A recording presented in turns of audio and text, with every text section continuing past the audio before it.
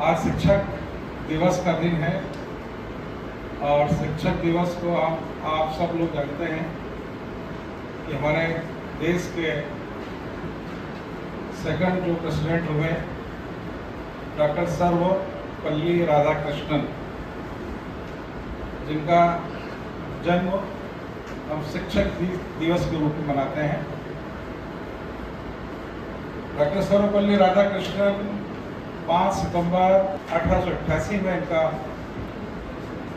जन्म हुआ था और बड़े ही होनहार विद्यार्थी थे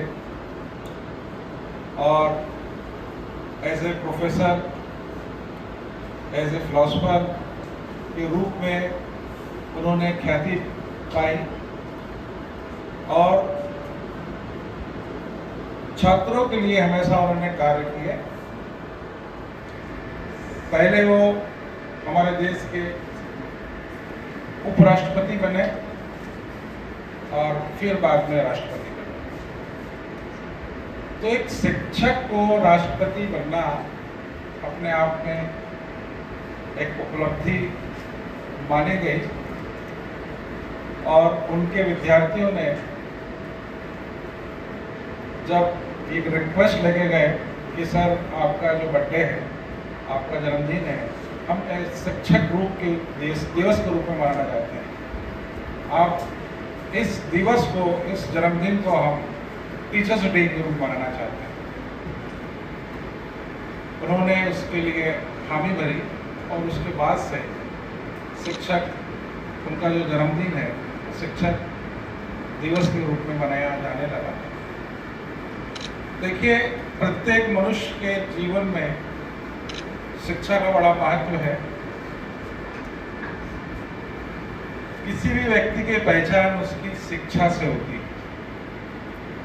हम कहते हैं कि कोई विद्वान व्यक्ति है जो अपने कर्म से, अपनी शिक्षा से वो विद्वान हुआ और जाके फिर वो उसने समाज के लिए अपना काम किया। हमें एक शिक्षक याद आते हैं, आचार्य चाणक्य, कि वो जो शिक्षक थे आज से 2700 साल पहले,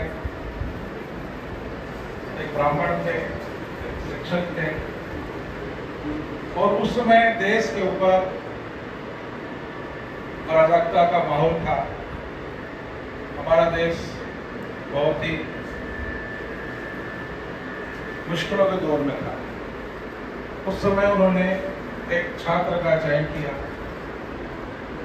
चंद्रगुप्त मौर्य का, और उन्होंने ऐसी शिक्षा दी उसे कि उस समय के जो राजा थे,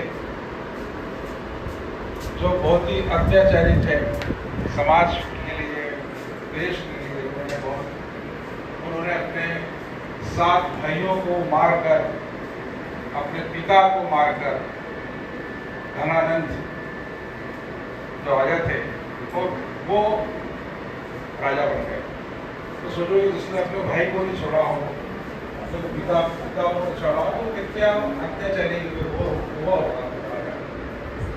तो उन्होंने उसके अत्याचार को हटाने के लिए एक बहुत ही साधारण से बालक चंद्रगुप्त को ऐसी शिक्षा दी कि उसने धनानंद का राज तो समाप्त किया ही, और साथ में जो नेपोलियन जो था, सिकंदर जो था, जो भारत पूरी विश्व भ्रमण पर निकला था जीतने के लिए, कि वो पूरी दुनिया को जीतते हुए आ रहा था और सिंधु नदी के करीब पहुंच गया था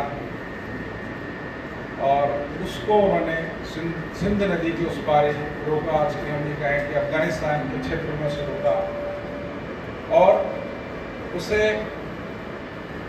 पराजित किया।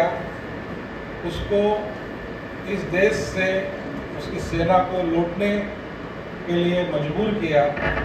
माँ हमारी जो जन्म हमें देती है वही हमारी सबसे पहली शिक्षक होती है। हम पिता को क्यों नहीं शिक्षक मानते, जबकि पिता का भी महत्वपूर्ण स्थान होता है, परंतु हमने माँ को ही सबसे बड़ा शिक्षक माना है। उसका कारण ये है कि माँ जब बच्चे को 9 महीने अपने पेट में रखती है, उसे पालती, उसे पोषण करती है। महाभारत के अंदर अभिमन्यु हुए थे, तो अभिमन्यु को जो शिक्षा थी वो माँ के पेट में ही मिली थी।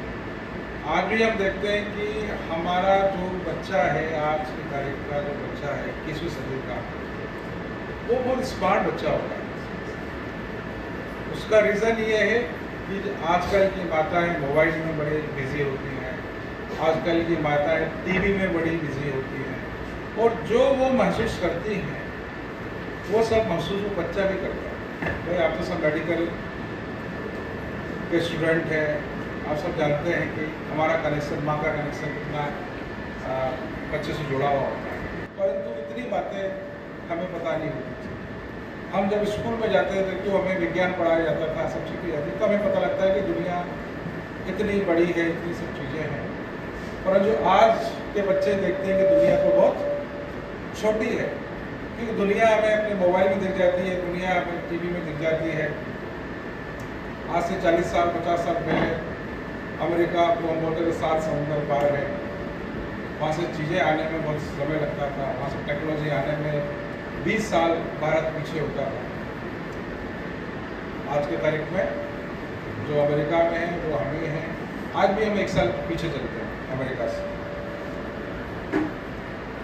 तो अब ये टेक्नोलॉजी ऐसी आ रही है जो हमें बहुत सारी चीज़ें सिखाती है। तो कहने का ये कि पहले हमारा जो शिक्षक होता है, हमारी माँ होती है, हमारे पिता होते हैं, फिर हम स्कूल में जाते हैं, प्रथम टीचर हमारे स्कूल नर्सरी में हम लोग पढ़ते हैं, LKG पढ़ते हैं, प्राइमरी स्कूल पढ़ते हैं, फिर हम माध्यमिक स्कूल में आते हैं, फिर हम हाई सेकेंडरी स्कूल में आते हैं, फिर हम कॉलेजेस में आते हैं। तो ऐसे हमारे टीचर्स बदलते चले जाते हैं। पहले शिक्षक जो होते थे वो एक बार हम जब पढ़ने जाते थे तो हमारे लिमिटेड शिक्षक होते थे, एक ही टीचर के शिक्षक के अंदर हमें सब कुछ ज्ञान प्राप्त करना होता है। परंतु अब बहुत सारी चीज़ें परिवर्तित हो गई है और हमें शिक्षा तो हमें टीचर देते ही हैं, परंतु हमसे छोटा व्यक्ति हो या हमसे बड़ा व्यक्ति हो वो भी हमें कहीं ना कहीं शिक्षा हमें देता है। तो शिक्षा ऐसी चीज़ है जो हमें जीवन भर हमें प्राप्त होती है, और हर व्यक्ति को हमेशा अपने आप को छात्र ही महसूस करना चाहिए, क्योंकि व्यक्ति जीवन भर सीखता रहता है। हम देखते हैं कि आज हम मोबाइल से इतने हैंड फ्री नहीं है, हमें कुछ करना होता है हम बच्चों से बोलते हैं कि बेटा इसमें जो है इस चीज़ करके हैं मुझे, क्योंकि आजकल के बच्चे इतने स्मार्ट हैं कि मोबाइल को जब आएंगे 1 घंटे 2 घंटे पूरा उसको देख लेंगे क्या क्या चीज़ें हैं, परंतु हम नहीं देख पाते क्योंकि हम उस टेक्नोलॉजी से इतने वो नहीं है, हमारा इंटरेस्ट भी नहीं है उसके अंदर। हमें तो इतना इंटरेस्ट नहीं, मोबाइल है, ये फ़ोन आ रहा है, फ़ोन जा रहा है, या फलानी चीज़ है, उससे ज़्यादा कुछ नहीं। परंतु आजकल के बच्चे उन सब चीज़ों को बहुत अभ्यस्त उन सब चीज़ों से हो जाते हैं। तो कहने का मतलब यही है कि शिक्षा और छात्र दोनों एक दूसरे सीखने को मिलता है। अभी हम आज ये भी देखते हैं कि आजकल छात्र भी टीचर्स की परीक्षा लेते हैं।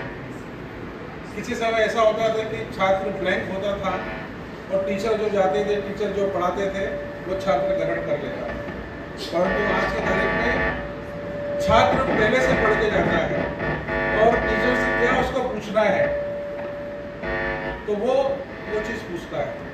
तो कहने का मतलब है कि आजकल स्टूडेंट बहुत स्मार्ट हो गए हैं, इसलिए टीचर्स को भी बहुत अपडेट रहने की आवश्यकता होती है। हमें हर चीज़ क्योंकि बहुत सारी चीज़ें परिवर्तित होती है और हमारे साइंस के अंदर तो मेडिकल फील्ड के अंदर तो बहुत सारी चीज़ों में परिवर्तन आता रहता है, तो वो हमारे नॉलेज को भी अपडेट करने की आवश्यकता रहती है।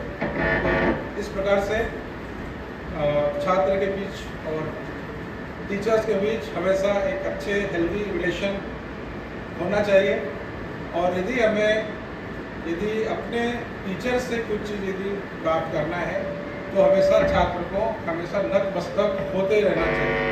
मतलब छात्र यदि अपने टीचर से कुछ प्राप्त करना चाहता है तो हमेशा उसे देखिए, किसी को हम याचक के रूप में किसी से प्राप्त कर सकते हैं। यदि मुझे कोई चीज़ लेना है तो मैं याचक बन के लूँगा तो मुझे बहुत आसानी से प्राप्त हो जाएगा। परंतु यदि मैं बोलूँगा नहीं आप ये तुम्हारा अधिकार है, मुझे मिलना चाहिए, तो वो उस चीज़ को प्राप्त करने में हमें बड़े मुश्किलात होती है, समय लगता है। तो हमेशा छात्र को एक याचक होना चाहिए और टीचर्स को हमेशा देने वाला होना चाहिए।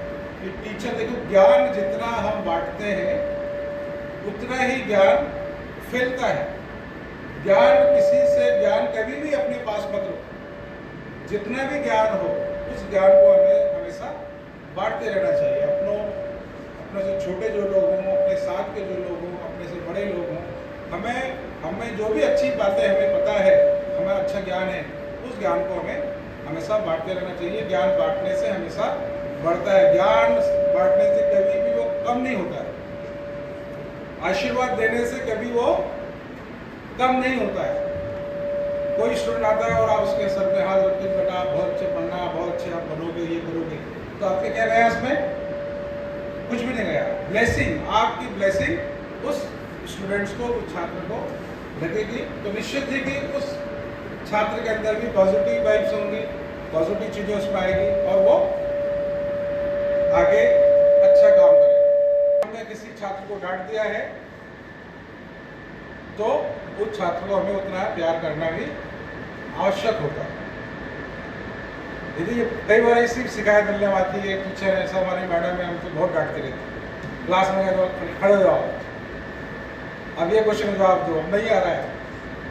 तो स्टूडेंट को भी प्रयास करना चाहिए और हमेशा टीचर्स और स्टूडेंट्स के रिलेशन हमेशा अच्छे होना चाहिए। इस अवसर पर मैं आप सब लोग को बहुत बहुत शुभकामनाएं देता हूँ, बधाई देता हूँ कि आप सभी लोग, सभी स्टूडेंट्स अपने टीचर्स का, अपने से बड़ों का, अपने माता पिता का हमेशा सम्मान करें। और हमारे जितने भी टीचर्स हैं उनसे भी ये कहूँगा कि अपने बच्चों को खूब आप अच्छे से पढ़ाइए, जितना आशीर्वाद दे सकते हैं उनको आशीर्वाद दीजिए, जितना अपने ज्ञान का जो भंडार है उनको दे सकते हैं उनको दे के, और हमसे अच्छा बना हम तो है ही, परंतु हमें तब खुशी होती है कि हमारा स्टूडेंट्स जब हमें कहीं मिलता है और वो बोलता है कि साहब मैं फलानी जगह हूँ, मैं फलाना काम कर रहा हूँ, मैं फलाना मैंने ये काम किया है, तो उससे ज़्यादा खुशी किसी को नहीं हो सकती। एक टीचर को जब पता लगता है कि उसका स्टूडेंट इतना बड़ा व्यक्ति बन गया है, उसके बाद ये सब चीज़ें हैं, पॉलिटिक्स में आ गया है, समाज में उसने इतना अच्छा काम किया है, तो टीचर को उससे ज़्यादा खुशी, उसको अपने बच्चे से भी ज़्यादा खुशी उसको मिलेगी कि देखो मेरा बड़ा बच्चा कहाँ से कहाँ। तो आप लोग जब उन्नति करते हैं तो हम टीचर्स को भी उससे ज़्यादा खुशी होती है। तो आप सब लोग को बहुत बहुत शुभकामनाएं।